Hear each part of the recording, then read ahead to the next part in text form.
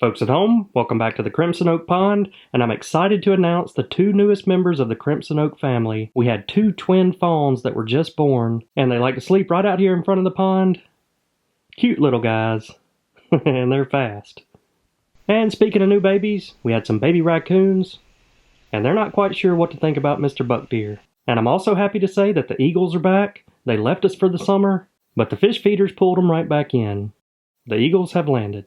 But not all the birds are so majestic. We've got a hawk going to town on some dove decoys. And later in the video, we're going to be leaving Sweet Home, Alabama, headed to the big city of Chicago, where we're going to an event called Pondemonium to assist with some pond builds and check out some incredible water features. And while we're there, Greg the Pond Guy is going to attempt to break the Guinness World Book of Records for the underwater bench press. You gotta love it. And one other quick update, we're doing our first ever merch drop. And we even created some Folks at Home shirts for you guys, as well as the OG Fish, Bonnie, Clyde, Sheriff, and Moby. But the goal is to start doing some giveaways to anyone that makes a purchase. We're going to invite some of you guys out for a weekend trip. We're in the process of building some more rooms and places to stay. And I'll put a link down in the video description, and even if you can't afford a shirt, there'll also be some stickers and other cheap items there that'll get you entered for the giveaway. But we hope to do our first one around Thanksgiving or Christmas. More details on that later because we got the fish delivery truck showing up.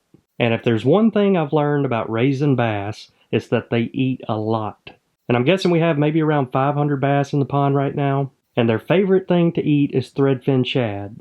So I wanted to get another truckload of 15,000 shad delivered because that's going to be their primary source of food throughout the winter months of the year. And these shad are going to help get them fattened up and last them until the spring when the spawn occurs. But the main reason I'm kind of overloading the pond with bait this summer is because last winter, we had that cold freeze come through, and none of the tilapia survived, so the rainbow trout and bass did a number on the threadfin population. So we've worked hard to get those numbers back up this year, and all this work we're doing now should pay off December through March. But like I mentioned, this strain of bass feeds heavily on these threadfin shad.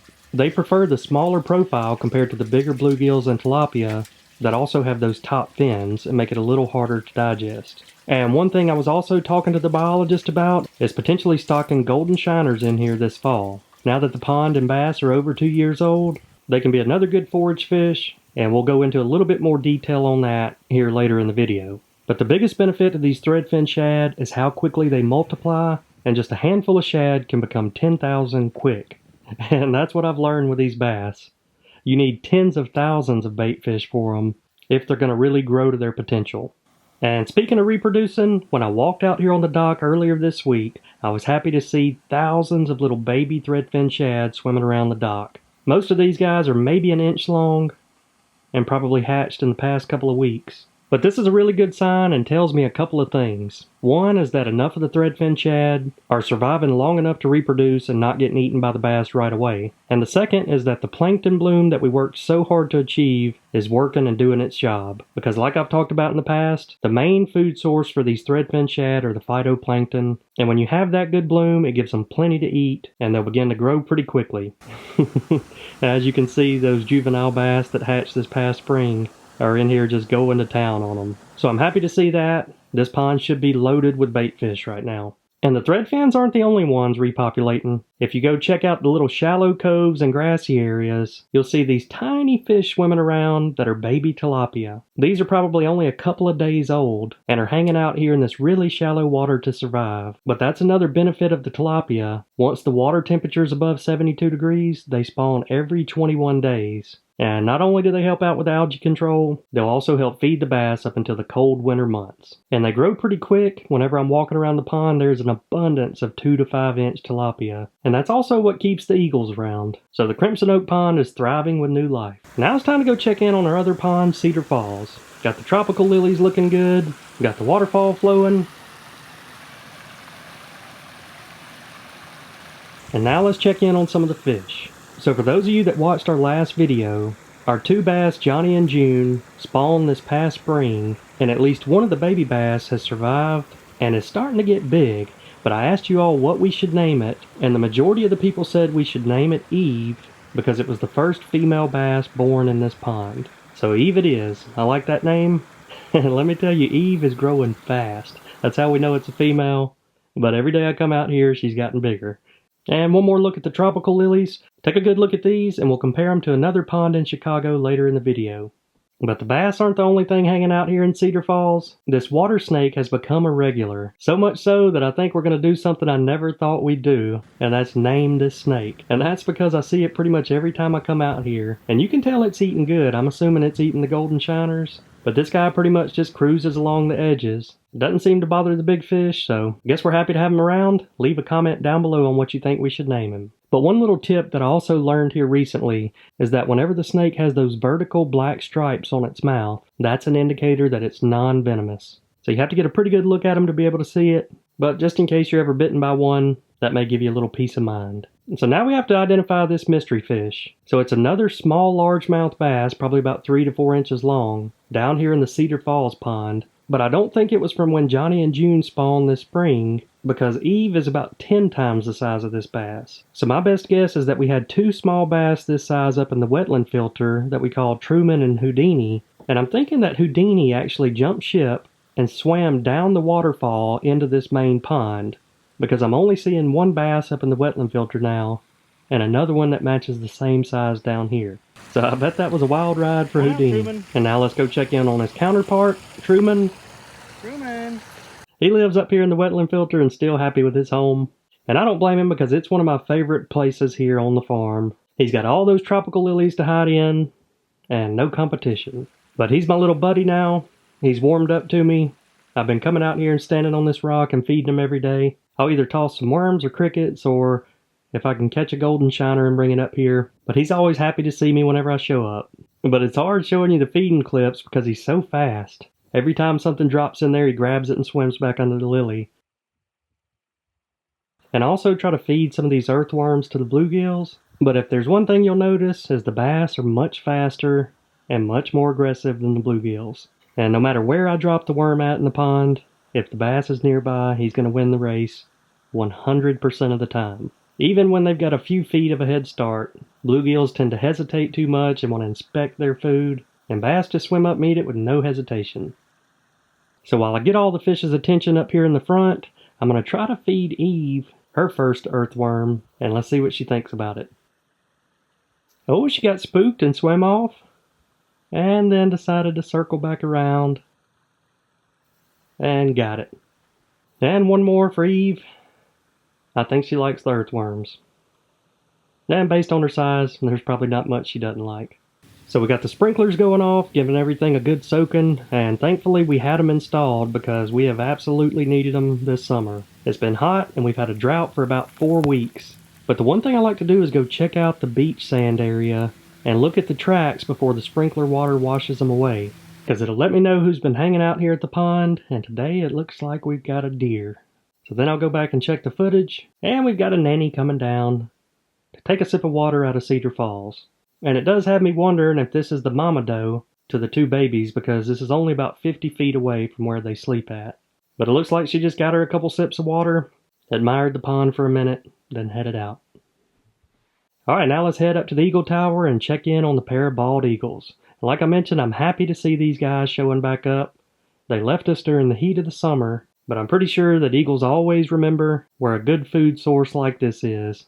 And check this clip out. So even though they're a pair, I've noticed that eagles do not like to share their food with the other one. Check out that look that she's giving him. You can tell by the look in that eye that she means business. And in a strange turn of events, the bluegill actually flops away, headed straight towards the male eagle, falls off the platform, and then he swoops down and gets it. But now let's check out the primary reason the eagles are hanging around, and that's the bluegill feeders. Whenever they go off, it's an easy snack for them, because I've noticed that eagles are more of a surface feeder compared to an osprey. Ospreys are good about diving down and can even catch a fish beneath the surface of water, but around this pond, the eagles typically like to do a flyby and just catch something off the surface, because if they try the osprey approach, a lot of times they get stuck down in the water, and it makes it harder on them to fly away. But that's their game plan. They pretty much hang out on the Eagle Tower, and when the feeders go off 3 times a day, they swoop down, and their success rate's probably about 50-50,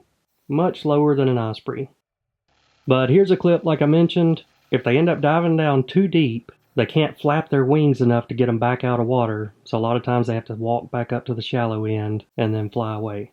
But it's not every day you get to see a couple eagles swimming in the pond. And today's video is brought to you by Beam. If you have trouble going to sleep at night, this could be the perfect product for you.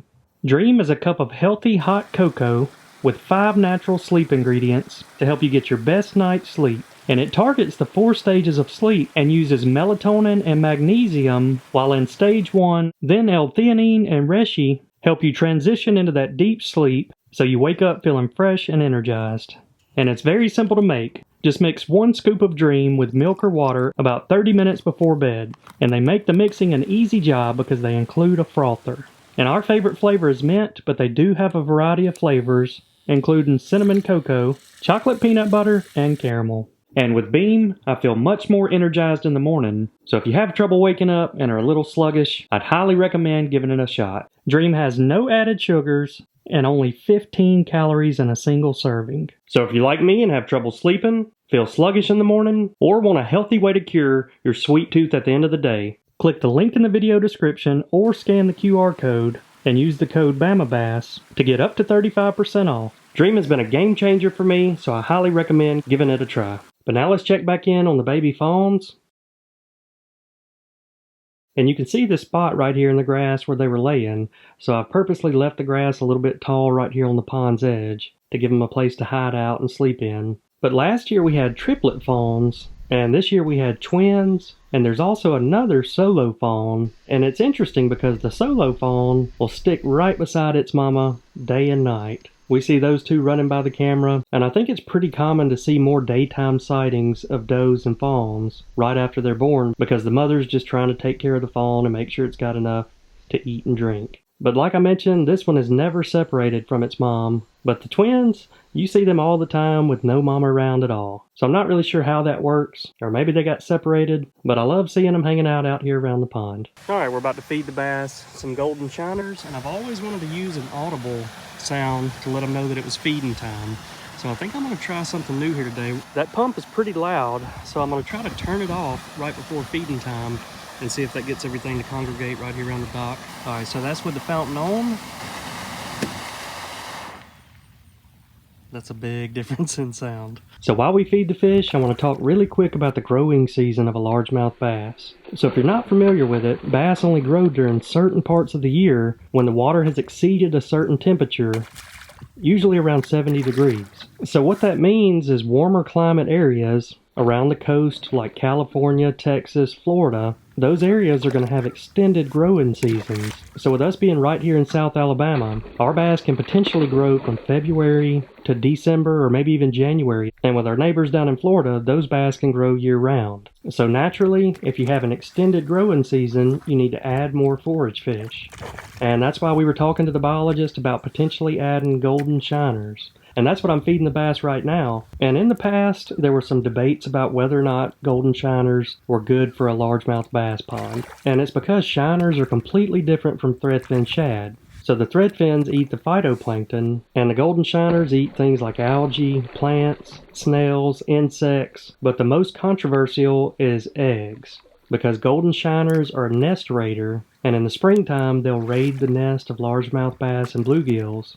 And so pond owners have went back and forth over whether or not they thought it was a good idea to add them to a pond. The other factor is that golden shiners can get a lot bigger than a threadfin shad, and so if you introduce them to a new pond, the smaller bass may not be able to eat some of the adult golden shiners, and so then you could end up with an abundance of shiners, and it could potentially hurt your bass reproduction. But once you get an established pond, the golden shiners can be a great forage fish because, again, they have that long, slender profile without those thick top dorsal fins, so the bass simply prefer to eat that type of bait over others. And the best time to stock them is in the fall, so there's a good chance you'll be seeing the fish truck showing back up here in the next month or two with a load of adult golden shiners. And another reason I'm trying to keep the pond loaded with bait this time of year is not only because we're still in that growing season, but this is also the time of year that the bass just pack on the pounds. If you recall, we caught our biggest bass, the goat, last November during the pond build, and so this time of year they just start gorging themselves, getting prepared for that winter,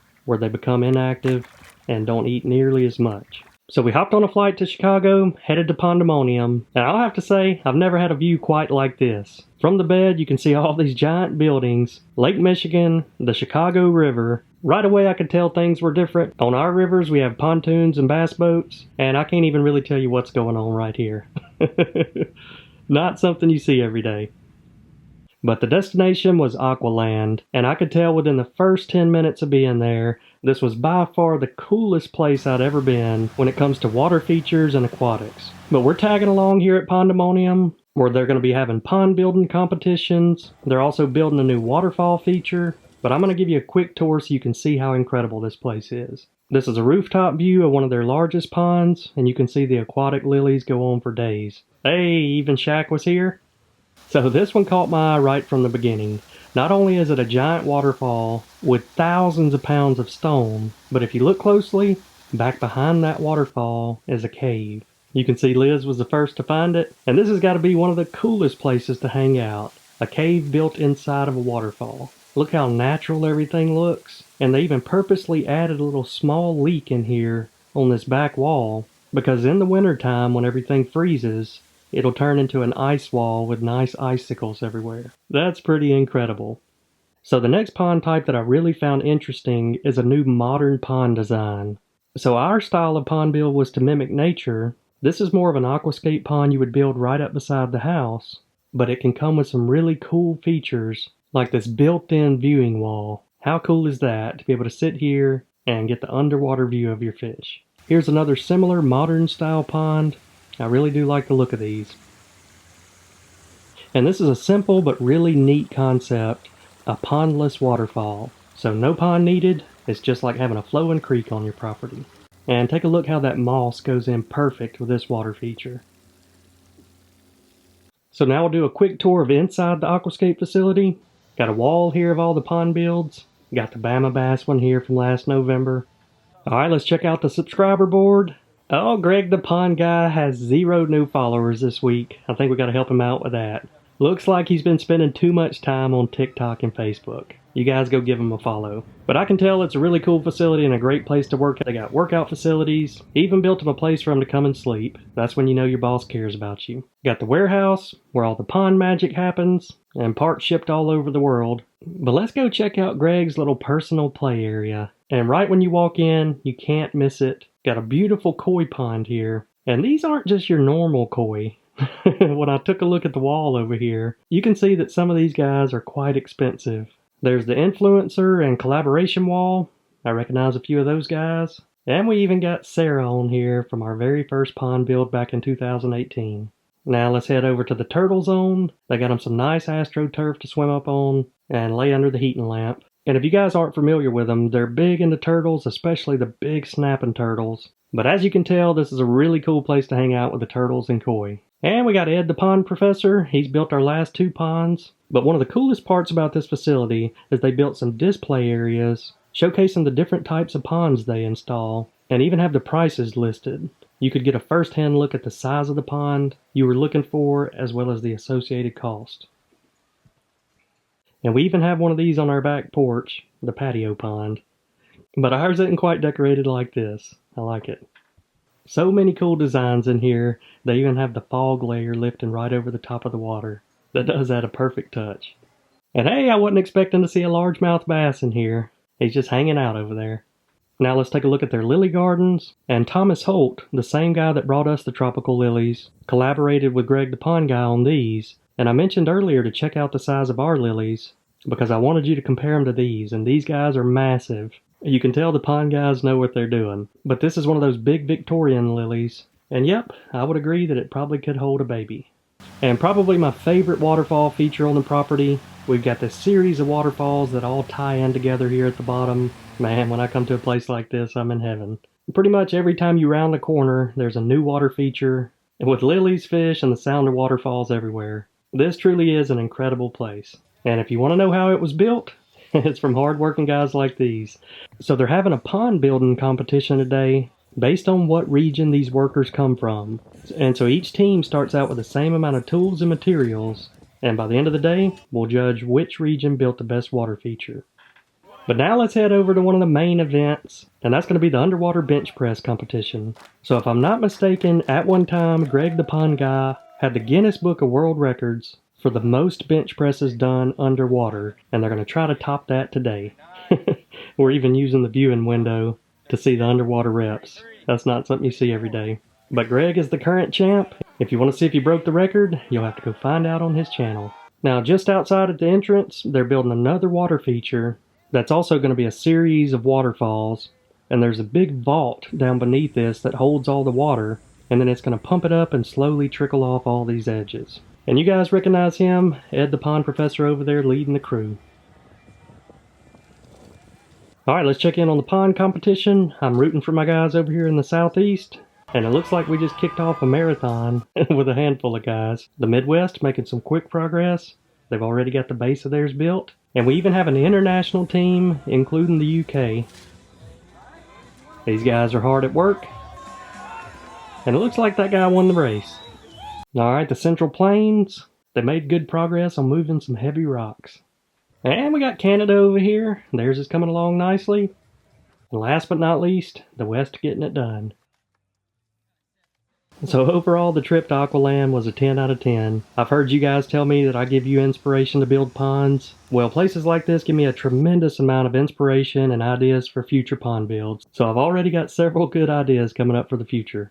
And we had a couple subscribers recommend we do the boat architect tour that goes down the Chicago River, and I would highly recommend it. Not only do you get the history of Chicago and how the city was developed and the background and architecture behind all these buildings, but coming from someone like me that lives out in the country where we just have fields and trees, it truly is just an incredible feat of manpower to be able to create and build structures like this. And after the sun goes down and the lights come on, floating down the Chicago River truly is a beautiful place to be. So me and Liz toured the town, and heading into it I wasn't really sure what to expect of Chicago, but I was very impressed, and I'll have to make a trip back soon. Alright, today we're going to be targeting some of those bigger bass, some of those 3, 4, and there should even be some 5-pounders out there right now. And each fish we catch, we'll scan it to see if it's been tagged. If it hadn't, we'll use this pit tag injector and add a new tag. So let's see if the big ones are biting.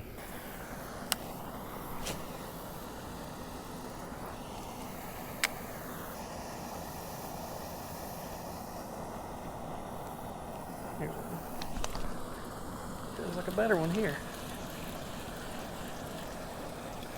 Out there in the deepest part of the pond. Yeah, that's a nice one.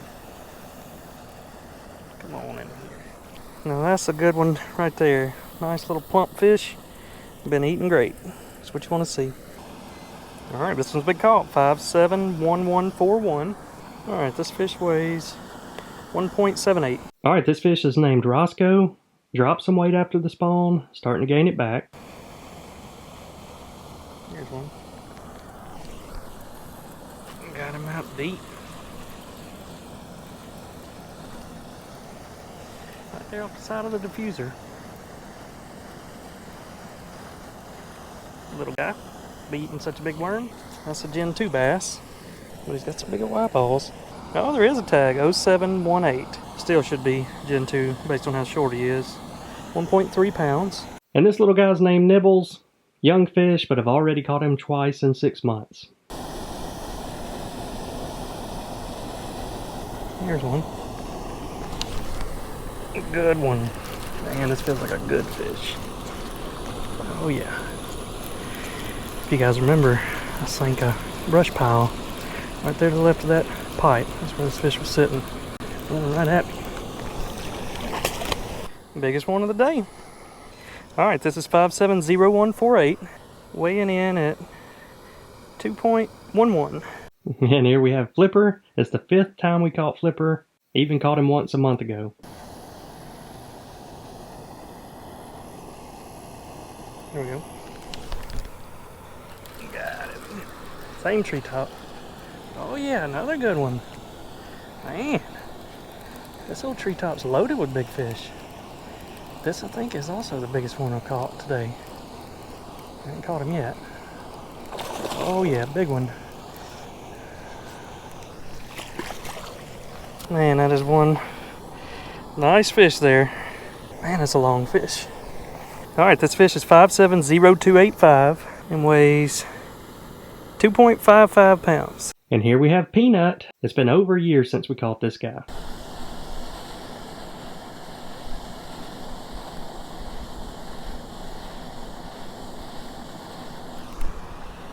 Big one. Oh yeah.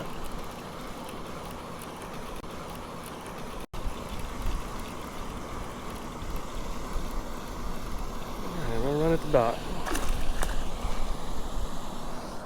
Solid fish. Alright, this fish is 570148. It weighs 2.07. It's funny how I just mentioned Flipper. This now makes the 6th time we've caught Flipper. Quickly becoming one of the most aggressive fish out here. And one of my favorite times of the day. Right after the sun sets, the fountain lights coming on. It's peaceful out here. So for any of you dove guys out there, one sure way to attract them is to plant some millet. So we planted some millet, and before we could even get it baled and out of there, they started flocking in quick. And if you got a little power line nearby, you got the perfect dove habitat. But I always like to put some dove decoys out this time of year, mostly just to see how the other animals interact with it. As you saw earlier, the hawks attacking them. But this guy right here is not a dove's best friend. Looks like he's caught a few in his day. But you usually get the funniest reactions out of the deer. They're not sure what a bird is doing on the ground after dark.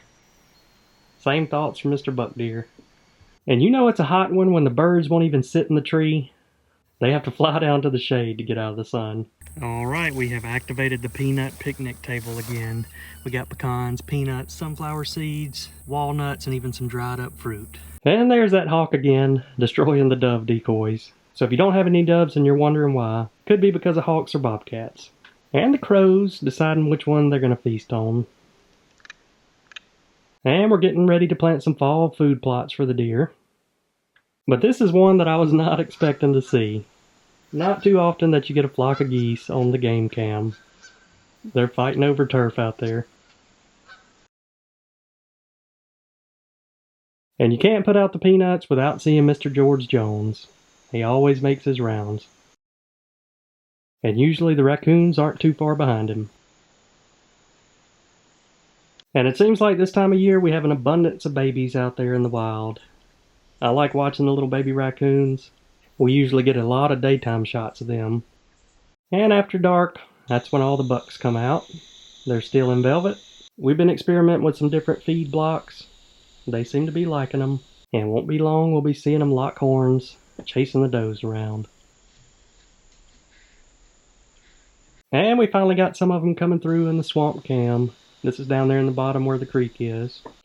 Spike Lee, not really sure what to think about the mineral block. But here's the most interesting deer we've seen, and I call him Deuce because he has a double main beam coming up out of his left side. Raccoon saying thanks for the food. But this is why you don't see deer during the summer months as much. They have an abundance of forage in the woods. They like to eat the leaves off of vines and different things like that, so they don't really have to come out of the wooded areas as much like they will have to do in the winter months. There's another good look at Deuce.